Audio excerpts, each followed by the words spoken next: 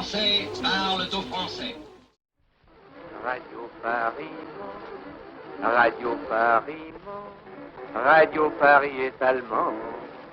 Radio Paris, Radio Paris, Radio Paris est allemand. Aujourd'hui, 615e jour de la lutte du peuple français pour sa libération.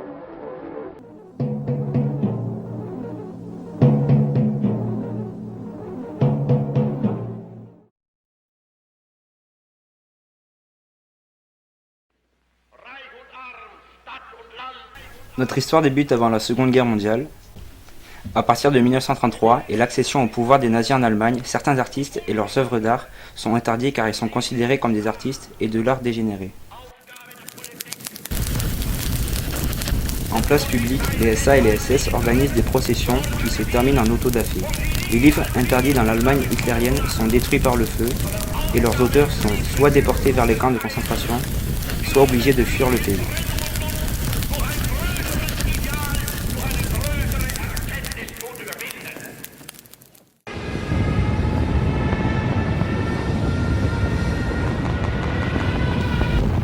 Entre 1939 et 1945, une grande partie de l'Europe tombe sous domination nazie.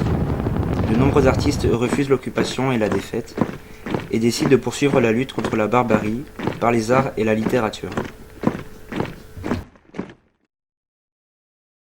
Il existe un très grand nombre de dessins et de peintures réalisés dans les camps de concentration nazis pendant la guerre.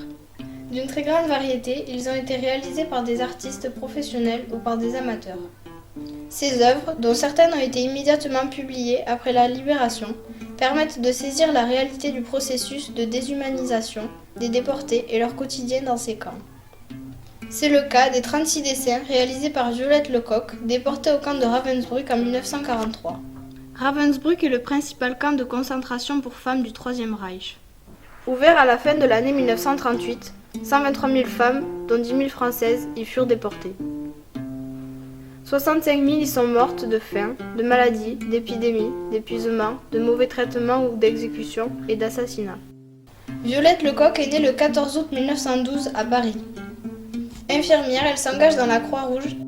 Fin 1940, elle rejoint Paris et intègre le réseau de résistance Gloria, spécialisé dans le renseignement.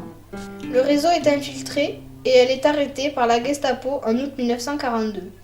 Internée 1 mois à la prison de la Santé, 11 mois à Fresnes, puis 3 semaines au fort de Romainville, elle est dirigée en octobre 1943 sur le camp de Ravensbrück dans un petit convoi de 42 Françaises qualifiées Naht und Nebel. En septembre 1944, elle est affectée comme infirmière au bloc 10 qui regroupe les cas de tuberculose et de psychose. Dérobant de quoi dessiner, elle réalise au péril de sa vie 36 dessins qui deviennent des témoignages irremplaçables sur la déshumanisation dans les camps, les aspects de la vie quotidienne des déportés, le travail forcé, les sévices et autres humiliations des SS envers les prisonnières. Le plus dur, ça a été de se rendre compte, quand on est monté dans le train, que là où nous allions, on n'aurait aucun respect pour nous. On ne serait plus des êtres humains. Quand on rentre dans un camp, quel que soit celui qui rentre, homme ou femme, je pense qu'on a tous eu l'impression que ce n'était pas possible, quoi. Qu'on ne pouvait pas rester là, qu'on voyait déambuler des êtres humains qui n'avaient plus rien d'humain, avec des grandes rayures, des grandes robes à rayures, comme des tissus à matelas rayés, des bonnets pour certaines femmes, des crânes rasés pour les autres. Et vraiment, la première chose qu'on se dit, c'est comment je vais pouvoir faire pour sortir de là vivante. Pour eux, nous n'étions absolument rien. Et nous étions des stoucs, des morceaux. Cette sensation, je l'ai eue davantage quand on est arrivé à Ravensbrück, parce qu'ils nous ont mis complètement nus. Ils nous ont badigeonnés. Ils allaient nous faire vivre dans quelque chose d'infect, parce que c'était infect le camp. Et ils nous ont badigeonnés de la tête aux pieds. Quand je vous dis de la tête aux pieds, c'est de la tête aux pieds, d'un produit pour nous désinfecter, et puis on nous raserait les cheveux.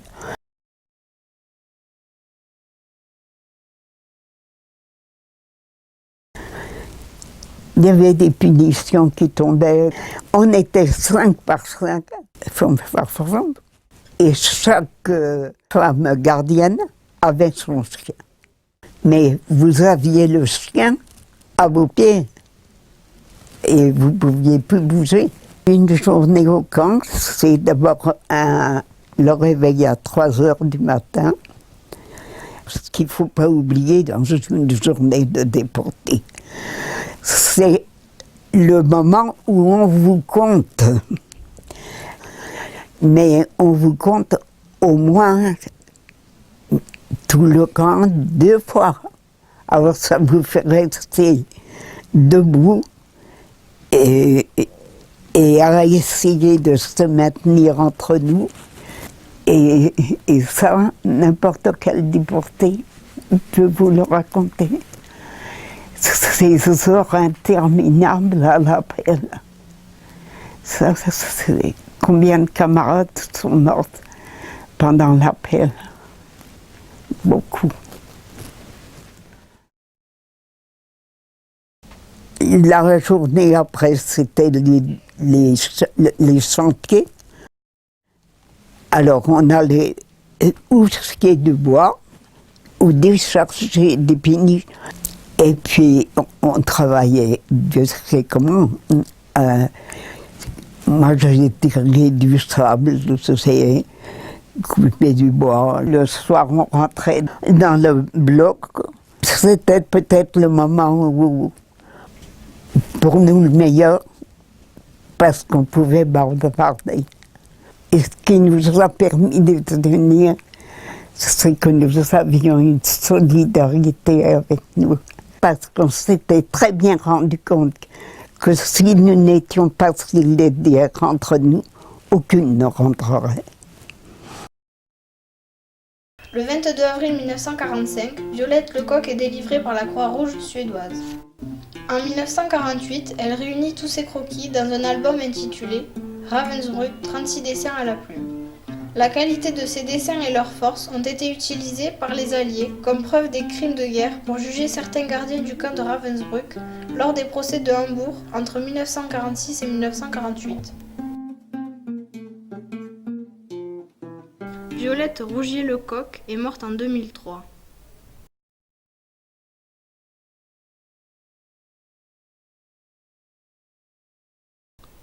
Entre 1940 et 1944, de très nombreux hommes et femmes, français ou étrangers, s'engagent dans la résistance pour lutter contre l'occupant et les collaborateurs du régime de Vichy.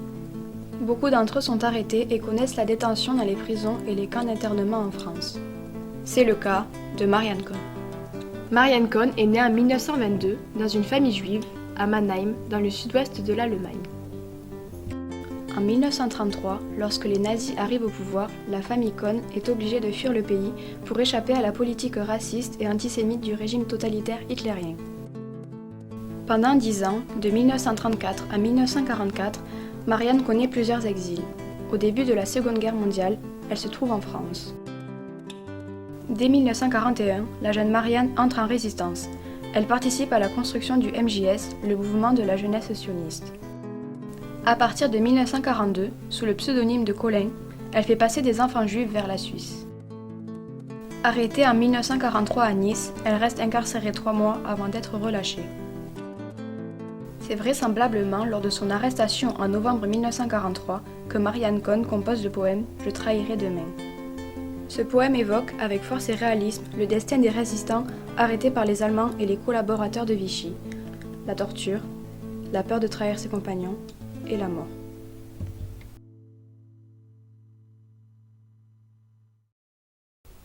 Je trahirai demain. Je trahirai demain, pas aujourd'hui. Aujourd'hui, arrachez-moi les ongles. Je ne trahirai pas. Vous ne savez pas le bout de mon courage. Moi, je sais. Vous êtes 5 mains dures avec des bagues. Vous avez au pied des chaussures avec des clous. Je trahirai demain, pas aujourd'hui, demain. Il me faut la nuit pour me résoudre. Il ne faut pas moins d'une nuit pour renier, pour abjurer, pour trahir. Pour renier mes amis, pour abjurer le pain et le vin, pour trahir la vie, pour mourir. Je trahirai demain, pas aujourd'hui. La lime est sous le carreau. La lime n'est pas pour le barreau. La lime n'est pas pour le bourreau. La lime est pour mon poignet. Aujourd'hui, je n'ai rien à dire. Je trahirai demain.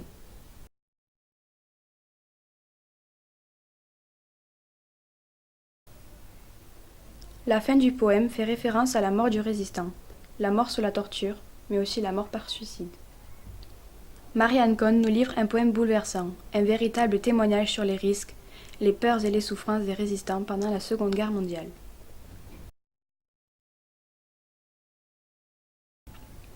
Le 31 mai 1944, Marie-Anne Cohn est de nouveau arrêtée à Annemasse, alors qu'elle est en charge d'une trentaine d'enfants à seulement 200 mètres de la frontière suisse. Torturée, elle ne livre aucune information. Peu de temps avant la libération de la région, elle est emmenée avec 2 autres prisonnières par la Gestapo dans la nuit du 3 au 4 juillet 1944. Une dizaine de jours plus tard, on retrouve leur corps mutilé dans un charnier au lieu dit La Rappe, près de Ville-la-Grande en Haute-Savoie. Marie-Anne Cohn avait 22 ans.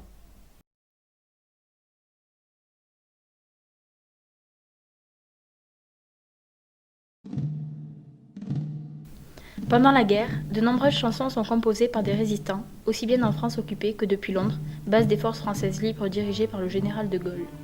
C'est le cas de la complainte du partisan, composée par Anna Marly sur des paroles d'Emmanuel Dastier de la Vigerie. Anna Marly, de son vrai nom Anna Betulinsky, est une chanteuse et guitariste d'origine russe. Elle est née le 30 octobre 1917 à Saint-Pétersbourg pendant la Révolution russe, au cours de laquelle son père est fusillé. Anna quitte la Russie pour la France au début des années 1920. Quelques années plus tard, elle prend le nom d'Anna Marly, un patronyme trouvé dans l'annuaire, pour danser dans les ballets russes avant d'entamer une carrière de chanteuse. Anna Marly connaît un nouvel exode. En 1940, face à l'avancée de l'armée allemande, elle fuit en Espagne, puis au Portugal, avant de rejoindre Londres en 1941. Elle s'engage comme cantinière au quartier général des forces françaises libres de Carlton Garden. C'est à Londres qu'elle compose plus de 300 chansons, dont le chant des partisans, devenu l'hymne de la résistance, ou encore la complainte du partisan, sur un texte d'Emmanuel Dastier de la Vigerie. Emmanuel Dastier de la Vigerie est né à Paris en 1900. Après ses études, il devient journaliste. Dès la fin de l'année 1940, refusant la défaite et le régime de Vichy, il entre dans la résistance et fonde avec Jean Cavaillès un mouvement de résistance qui deviendra Libération Sud. À la tête du mouvement, il fait paraître des affiches, des tracts et le journal du même nom dont le premier numéro paraît en juillet 1941. Il voyage entre Londres, la France, les États-Unis, négocie avec Churchill, Roosevelt et occupe des fonctions importantes dans la résistance.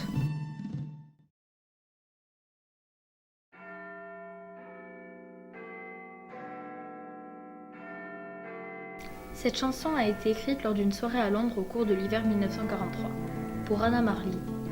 La complainte du partisan, je l'appelle la cousine du chant des partisans, parce qu'elle allait de pair. C'était quelque chose de nostalgique qui m'est venu en pensant à la France. Je ne pensais pas à lui donner des paroles précisément. Lorsque j'ai rencontré Emmanuel Dastier de la Vigerie, il a été très impressionné par cette complainte sans parole.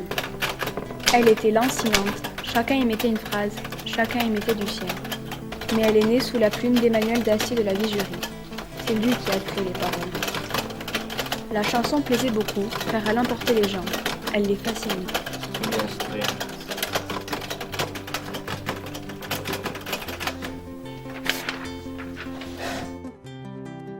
La complainte du partisan. Les Allemands étaient chez moi, on m'a dit « résigne-toi ».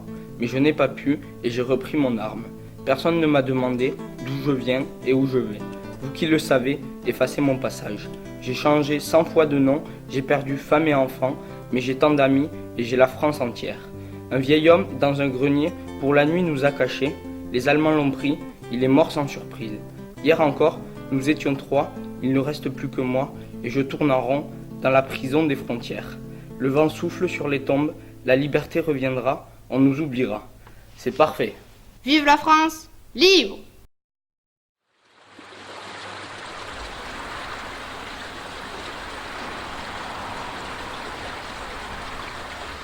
La dépêche, qui veut la dépêche, qui veut la dépêche. Bonjour, monsieur, dame. Bonne journée, au revoir. Au revoir. Qui veut la dépêche, madame, la dépêche. Merci. La complainte est diffusée sur la BBC à destination de la France occupée. Certains exemplaires et des milliers de tracts des paroles de la chanson sont clandestinement parachutés sur la France occupée.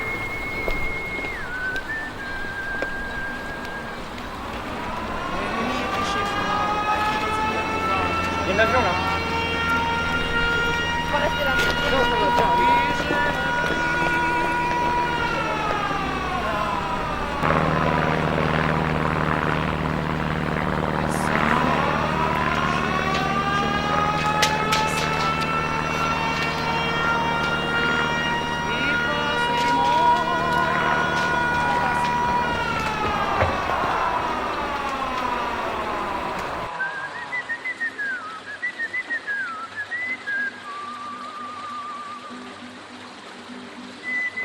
La complainte du partisan. Les Allemands étaient chez moi, on m'a dit « résigne-toi », mais je n'ai pas pu et j'ai repris mon arme. Personne ne m'a demandé d'où je viens et où je vais. Vous qui le savez, effacez mon passage. J'ai changé 100 fois de nom, j'ai perdu femme et enfants, mais j'ai tant d'amis et j'ai la France entière. Un vieil homme dans un grenier, pour la nuit, nous a cachés. Les Allemands l'ont pris. Il est mort sans surprise. Hier encore, nous étions 3, il ne reste plus que moi et je tourne en rond dans la prison des frontières. Le vent souffle sur les tombes. La liberté reviendra. On nous oubliera.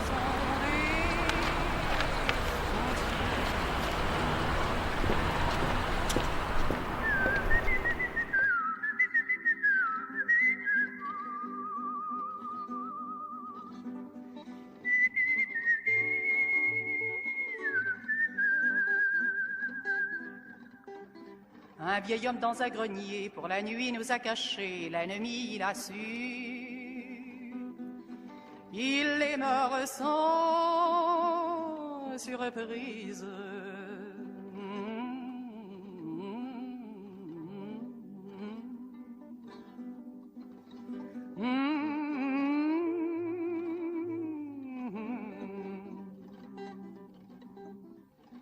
Le vent souffle sur les tombes, la liberté reviendra, on nous oubliera. Nous rentrerons dans l'ombre.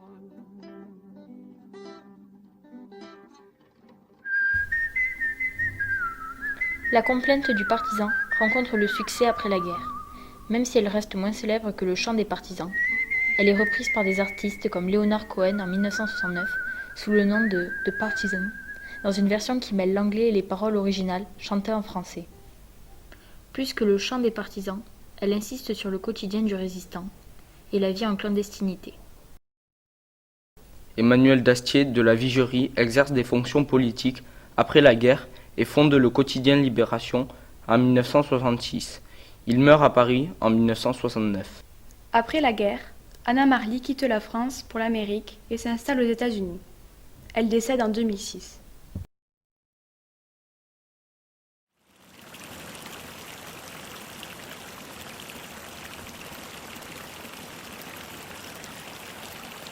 Entre 1939 et 1945, beaucoup d'artistes, professionnels ou amateurs, ont résisté. Beaucoup d'entre eux ont payé de leur vie ce combat.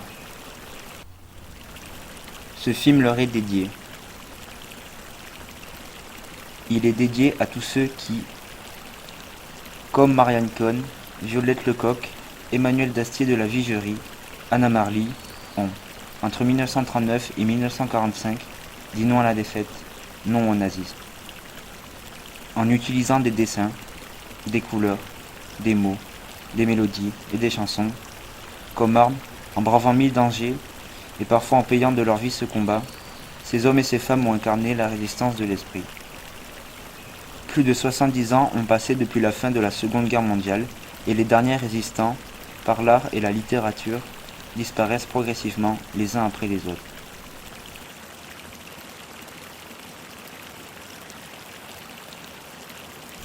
Bien loin d'être des oubliés de l'histoire et de rentrer dans l'ombre, ils incarneront à jamais la victoire de l'esprit et de la liberté sur l'oppression et la haine.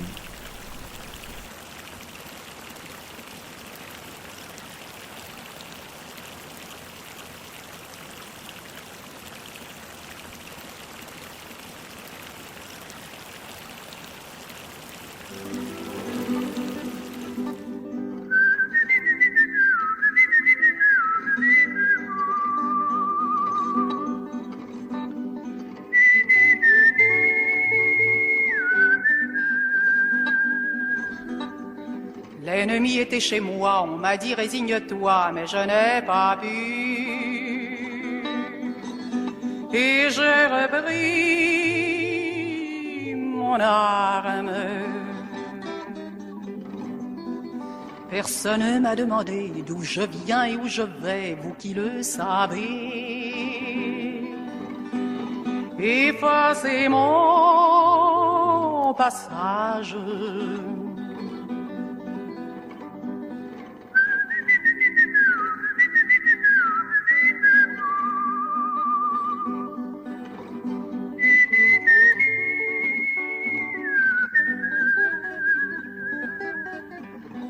J'ai changé 100 fois de nom, j'ai perdu femme et enfant, mais j'ai tant d'amis. Et j'ai la France entière. Hier encore nous étions 3, il ne reste plus que moi, et je tourne en rond. Dans la prison des frontières.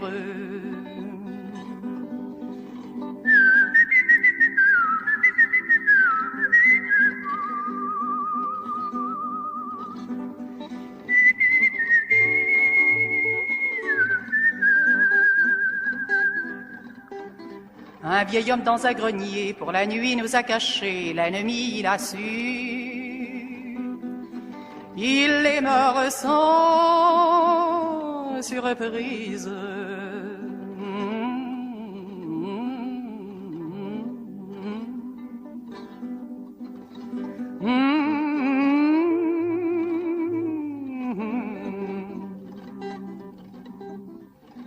Le vent souffle sur les tombes, la liberté reviendra, on nous oubliera,